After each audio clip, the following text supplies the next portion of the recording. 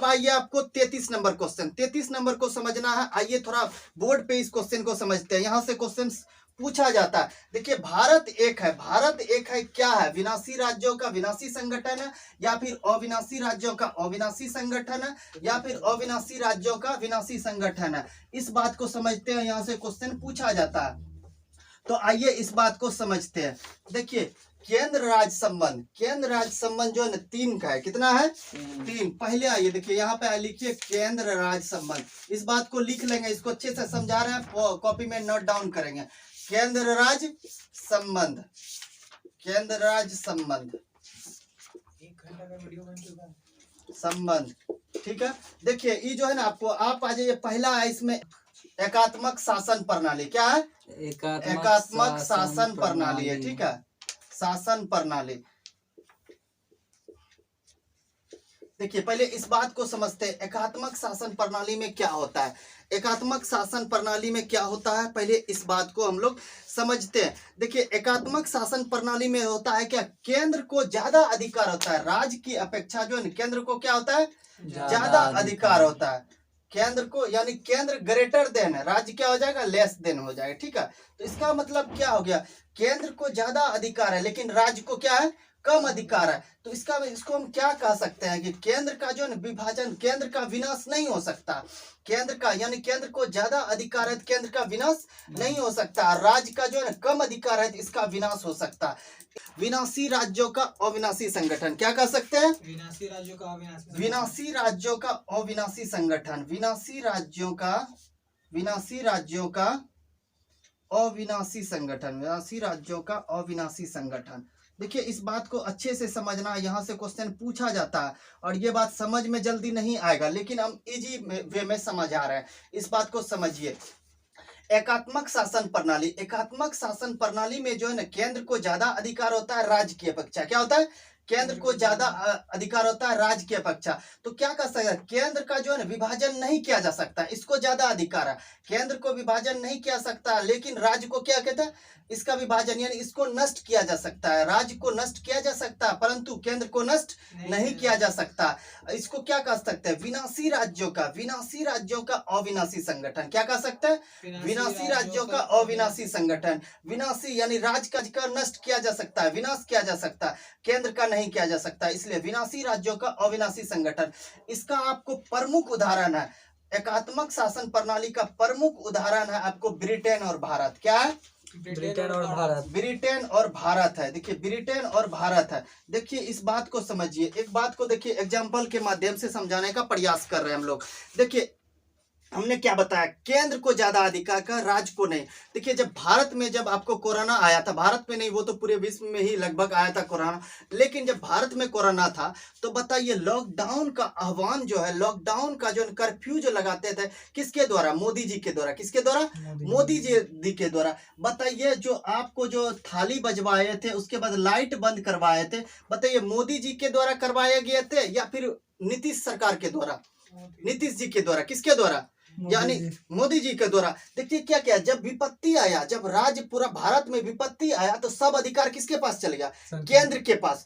केंद्र ही जो है ना लॉकडाउन का आह्वान करते थे कि पूरा भारत में जो है 21 दिन का लॉकडाउन है, किसी का राज्य का कुछ चला, बिल्कुल नहीं। तो इसका मतलब क्या हो, केंद्र को ज्यादा अधिकार हो गया, राज्य को कम अधिकार हो गया। तो राज्य का जो है ना, राज्य का नष्ट किया जा सकता लेकिन केंद्र का नहीं किया जा सकता। इसका मतलब क्या हो गया, विनाशी राज्यों का अविनाशी संगठन। तो इसका एग्जाम्पल कौन सा हो गया, ब्रिटेन और भारत। भारत, देखिए भारत, यहां से ये क्वेश्चन पूछा जाता है। देखिए यहाँ पे क्वेश्चन है आपको, क्या भारत एक है विनाशी राज्यों का अविनाशी संगठन या फिर अविनाशी राज्यों का विनाशी संगठन। ऑप्शन सी में अविनाशी राज्यों का अविनाशी संगठन। तो क्या बोल रहा है, विनाशी राज्यों का अविनाशी संगठन, ऑप्शन ए हो जाएगा सही आंसर। लेकिन आइए और एक दो बात को समझते हैं यहाँ पे, एकात्मक शासन प्रणाली।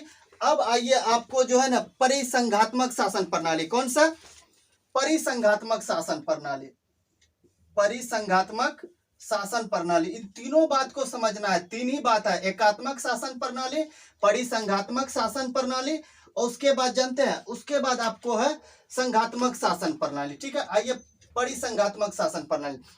देखिए परिसंघात्मक शासन प्रणाली में क्या होता है, इस बात को समझना। इसमें जानते हैं परिसंघात्मक में इसमें राज्य को ज्यादा अधिकार होता है। क्या होता है? राज्य को ज्यादा अधिकार होता है और केंद्र को कम अधिकार होता है। क्या होता है? केंद्र को कम अधिकार होता है। केंद्र को कम अधिकार है। अभी जस्ट हमने बताया एकात्मक शासन प्रणाली में केंद्र को ज्यादा अधिकार होता है और राज्य को कम अधिकार होता है। तो भारत में क्या है? केंद्र को ज्यादा अधिकार है, राज्य को कम अधिकार है। इसीलिए भारत जो है एकात्मक शासन प्रणाली का उदाहरण हो जाएगा। ठीक है, लेकिन देखिए परिसंघात्मक शासन प्रणाली में हमने क्या बताया कि यहाँ पे राज्य को ज्यादा अधिकार होगा। क्या होगा? राज्य को ज्यादा अधिकार होगा, लेकिन केंद्र को कम अधिकार। यहाँ प्रमुख आपको राज्य हो जाएगा। जो भी अगर जहाँ देश में कोई भी कर्फ्यू लागू होगा तो मेन तौर पे डिसीजन आपको राज्य लेंगे, ना कि केंद्र लेंगे। ठीक है, तो इसका राज्य को ज्यादा अधिकार, केंद्र को कम अधिकार। तो बताइए भारत में ऐसा सिस्टम है? नहीं है। भारत में क्या है? केंद्र को ज्यादा अधिकार को, राज्य को। इसीलिए आपको परिसंघात्मक शासन प्रणाली भारत में नहीं होगा, एकात्मक शासन प्रणाली होगा। और आपको एक बात समझता है, तीसरा हमने बताया आपको संघात्मक शासन प्रणाली। कौन सा? संघात्मक शासन प्रणाली। देखिए संघात्मक शासन प्रणाली में होता है कि केंद्र और राज्य दोनों को समान अधिकार होता है, दोनों को समान अधिकार होता है। तो बताइए भारत में ये भी सिस्टम है? नहीं है। भारत में केंद्र और राज्य को समान अधिकार नहीं है, बल्कि आपको किसको है? केंद्र को अधिक अधिकार है, राज्य को कम अधिकार है। ठीक है, इसीलिए आप जो आप ये भी भारत में नहीं होगा, बिल्कुल नहीं होगा, और ना ही ये होगा। और केंद्र राज्य के भी शासन प्रणाली कितना है? 3 है। आपको एकात्मक शासन प्रणाली, परिसंघात्मक शासन प्रणाली, संघात्मक शासन प्रणाली।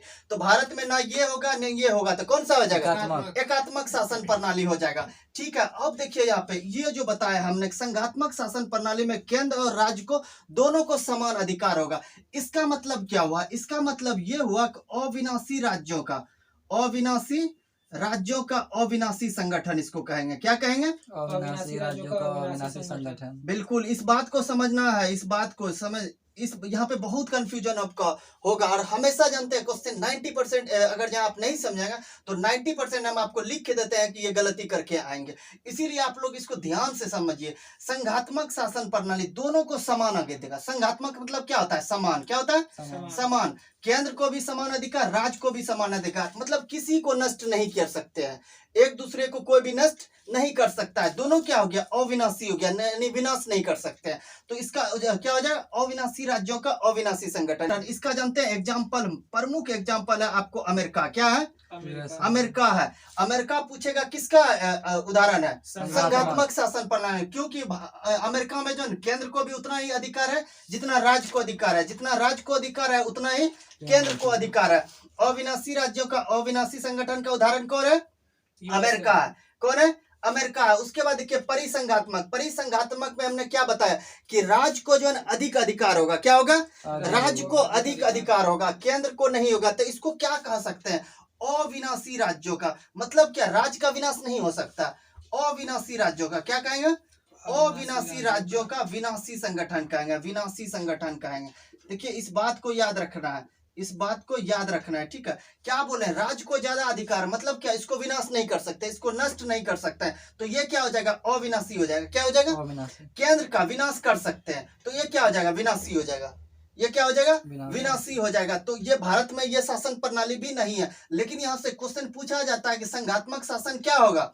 अविनाशी राज्यों का अविनाशी संगठन होगा। यही क्वेश्चन पूछेगा मुख्य तौर पर। समझाने का, पूरा समझाने का मतलब सिर्फ इतना सा ही हुआ, सिर्फ इतना सा कि संघात्मक शासन प्रणाली में क्या होता है? अविनाशी राज्यों का विनाशी संगठन होता है। क्योंकि राज्य को यहाँ पे ज्यादा अधिकार होता है, जिसका मतलब ये हो गया कि राज्य को हम नष्ट नहीं कर सकते, तो ये अविनाशी हो गया, मतलब इसका विनाश नहीं कर सकते। वही केंद्र का जो है ना, केंद्र को कम अधिकार है, इसका मतलब क्या हो? इसको विनाश कर सकते हैं, यानी विनाशी कह सकते हैं। ठीक है, तो अविनाशी राज्यों का विनाशी संगठन कौन है?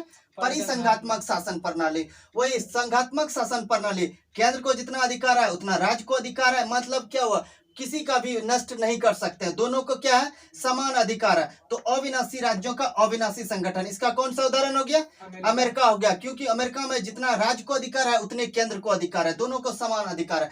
भारत में एकात्मक शासन प्रणाली, भारत में है कि आपको केंद्र को ज्यादा अधिकार प्राप्त था, वहीं राज्य को कम अधिकार प्राप्त है। क्योंकि जब कोई विपत्ति आता है तो आप सिंपल सी तौर पे देखते होंगे कि भारत में शासन प्रशासन केंद्र सरकार के द्वारा चलाया जाए। जिस तरह आपको कोरोना एक विपत्ति आया तो सारा चीज लॉकडाउन हुआ, चाहे पर आपको थाली बजवाए थे, उसके बाद लाइट ऑफ करवाए थे, प्रधानमंत्री नरेंद्र मोदी जी के द्वारा ही करवाया गया था, ना कि नीतीश जी के द्वारा। तो इसका मतलब क्या, केंद्र को ज्यादा अधिकार, राज्य को कम अधिकार। केंद्र को ज्यादा अधिकार, राज्य को कम अधिकार। इसीलिए इसको कह सकते हैं, भारत को कह सकते हैं विनाशी राज्यों का अविनाशी संगठन। मतलब राज्य का नष्ट हो सकता है लेकिन केंद्र नष्ट नहीं हो सकता। याद रखना इस बात को, यहाँ से क्वेश्चन हमेशा पूछा जाता है और इस बात को बारीकी से जैसे हम आपको समझाएं और जैसे लिखा है, जैसे एग्जाम्पल दिए, उसी संदर्भ में याद रखना है, क्योंकि यहाँ से दरोगा, बीपीएससी और अन्य सारे पीसीएस जो है अदर स्टेट का, सभी यहाँ से क्वेश्चन पूछ चुके हैं और 100% यहाँ से क्वेश्चन पूछने की संभावना रहती है। तो आप लोग इसमें कोई डाउट? नहीं। बिल्कुल नहीं।